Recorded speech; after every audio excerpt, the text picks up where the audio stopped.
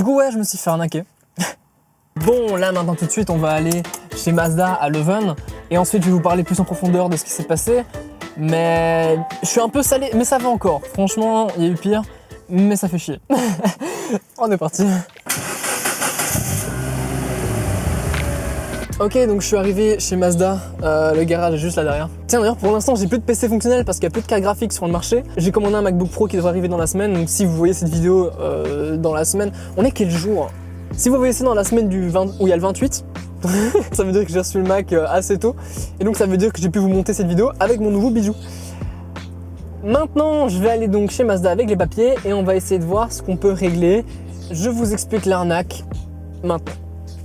Donc là, on est en train de rentrer dans le garage, dans la partie entretien, etc.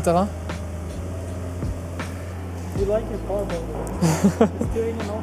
Yeah, it's just so cool. Like the colors are perfect, and I love the white one. It's so nice. Vous avez vu là-bas derrière, il y a une petite MX5 blanche. Mais donc ouais, globalement, normalement si c'est un 1,8 litre, on est censé avoir ici le collecteur d'admission qui passe un peu au-dessus et la bobine d'allumage qui est censée être sur la gauche. Et c'est pas le cas sur celle-ci, donc a priori c'est effectivement un 1,6 litre.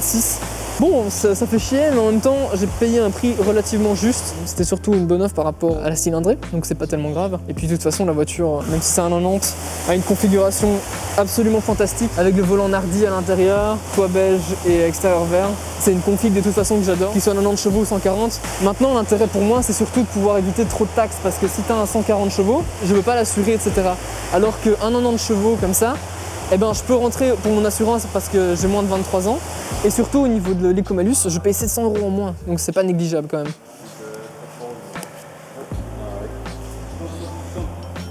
We'll sort that out. Yeah. It will work. We'll find a way. Bon, du coup, ils sont sûrs et certains que c'est effectivement un 1,6 litre. Ça c'était prévisible, comme je vous ai dit avec les détails qu'on a pu voir. Et maintenant ils font quelques photos, ils vont faire un papier pour bien dire que Mazda signale bien qu'effectivement c'est un 1,6 litre. Et du coup, je vais aller au contrôle technique pour qu'eux puissent revérifier et voir effectivement qu'il y a eu une erreur lors du contrôle technique. Parce que c'est aussi leur rôle de voir si c'est effectivement le bon moteur ou pas. On verra en fonction de ça si on peut juste changer les papiers parce qu'il y a eu une erreur ou est-ce qu'il faut refaire une plaque, etc. et tout. Parce qu'en plus, l'assurance est au nom de mon père parce que c'était une 140 chevaux. Donc, bougez de place. Donc ici, on voit bien qu'effectivement, c'est un 1,6 litre. Je vais vraiment rapprocher comme ça, vous voyez bien, il est bien marqué 1600. Il y a effectivement différents endroits sur la voiture que vous pouvez vérifier pour savoir si c'est bien la cylindrée que vous achetez. Le mieux, le plus simple, c'est de savoir où chercher ce genre de stickers, ce qui je pense à peu près partout dans les voitures.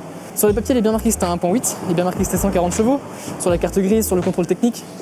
Mais comme quoi ces papiers sont pas fiables, il faut absolument regarder sur le code VIN si vous pouvez, avec des outils comme Car Vertical, c'est pas sponsorisé, c'est juste l'outil que j'ai utilisé.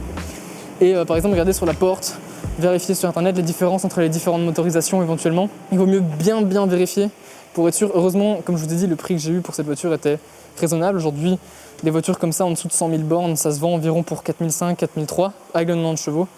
Donc je me suis pas non plus trop fait arnaquer, c'est déjà ça de rassurant. Puisque normalement à 140, ça monte un peu plus haut quoi.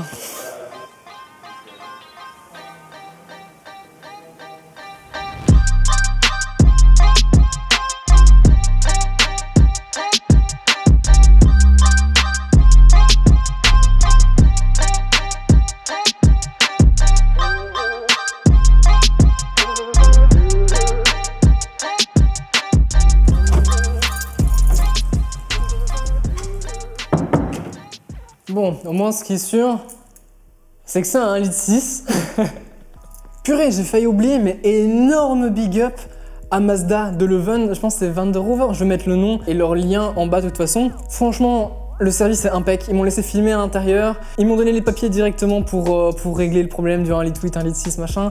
Donc très gros big up à eux, ils sont ultra professionnels. Si vous devez aller à un garage, pas loin de Leuven, je vous conseille. Et en plus, ils ont dit que ma voiture était jolie. Bon, c'est clair que c'est un petit peu badant parce que à la base, je pensais avoir un 140, j'ai un 110, mais c'est quand même un 110, tu vois. En fait, j'ai fait peur d'avoir un 90, j'avais peur que tout ce qui est nom et compagnie, ça soit compliqué à gérer avec l'assurance, etc. D'après ce qu'on a pu chercher avec mes parents sur internet, ça devrait aller. Maintenant, on n'a pas vraiment commencé avec le contrôle technique, etc., ni l'assurance, donc on sait pas trop, mais on va commencer à faire les démarches. Je vous tiendrai à jour sur ce qui va se passer. Et c'est pas fini. Parce que globalement, on doit aller expliquer à l'État que c'est pas la motorisation qu'on a, que donc je dois payer moins d'impôts et notamment moins de taxes avec tout ce qui est CO2 et compagnie, puisque c'est pas 140 bourrins qu'il y a là-dedans, tu vois, la cylindrée est plus petite, donc ça consomme moins, ça pollue moins. Et d'ailleurs, niveau consommation, c'est ça qui m'a donné un peu la puce, je sais pas pourquoi j'ai fait ça, je sentais, voilà, je sentais qu'il y avait quelque chose de pas net. Je suis à 750 km depuis le dernier plein, et il me reste un 8e de réservoir, quoi. J'étais là, c'est pas normal. Normalement, le 140 chevaux, tu tires à 10 litres au 100, tu vois.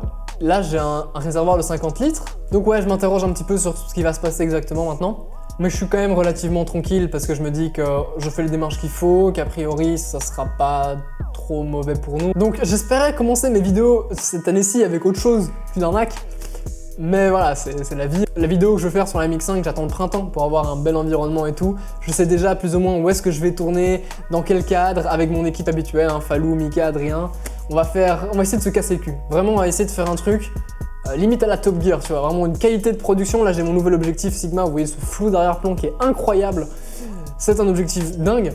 On va tourner beaucoup avec celui-là du coup et ça va être très lourd. Faites-moi confiance. La vidéo sur la MX5 qui va pas venir maintenant, elle sera dans quelques mois. Elle va être très lourde. J'ai trop hâte de la tourner en vrai. Ouais, évidemment, abonnez-vous donc pour voir ces futures vidéos. Et pour la chaîne YouTube, j'ai envie que ça bouge aussi. J'ai envie de relancer le truc. Cette année, on va passer le millier d'abonnés. Ça ira, parce que je vais être productif. J'espère que je vais pas regretter cette phrase, mais je vais être productif. Bref, si vous voulez me soutenir, Patreon ou Utip, à votre bonne convenance, c'est en description. Donc voilà, basiquement c'est tout. Maintenant, je vais aller préparer du coup la vidéo sur le Mac, parce que je vais en faire une. Vous verrez bien. Vous verrez bien. J'espère que vous kiffez cette image. Et le Sigma, c'est une dinguerie. Ça fait des années que j'en rêve de cet objectif. C'est une dinguerie. Ok, c'est tout. À la prochaine. Kiss kiss, ciao.